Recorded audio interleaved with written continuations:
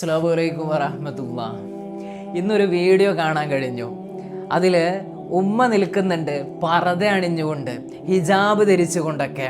ഉപ്പാൻ്റെ തലയിൽ തൊപ്പിയുണ്ട്, നെറ്റത്ത് നിസ്കാര തയമ്പുണ്ട്.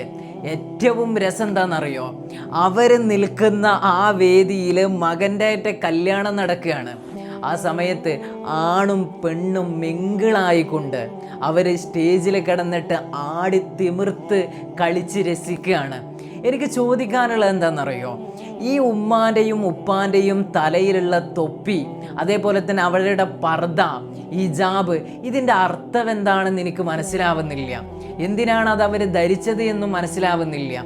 ഇത്രയും വലിയ ആഭാസം മുമ്പിൽ നിന്നിട്ട് കളിയാടുമ്പോൾ എങ്ങനെയാണ് അത് ഹറാമാണെന്ന് അറിഞ്ഞിട്ട് പോലും അതിനെതിരെ കൈയുയർത്താൻ കഴിയാതെ നിങ്ങൾ തലയിൽ തൊപ്പി ധരിച്ച് ഹിജാബ് ധരിച്ച് ആ വേദിയിൽ നിങ്ങൾ നോക്കി ചിരിച്ചു നിൽക്കുമ്പോൾ എന്താണുപ്പ നിങ്ങൾ ധരിച്ച ആ ഇസ്ലാമിൻ്റെ ഷിആറുകളുടെ അർത്ഥം എന്നാണ് ഞാൻ നിങ്ങളോട് ചോദിക്കുന്നത്. പല കുടുംബങ്ങളുടെയും അവസ്ഥ ഇന്ന് ഇത് തന്നെയാണ് എന്നാണ് നമ്മളിവിടെ മനസ്സിലാക്കേണ്ടത്.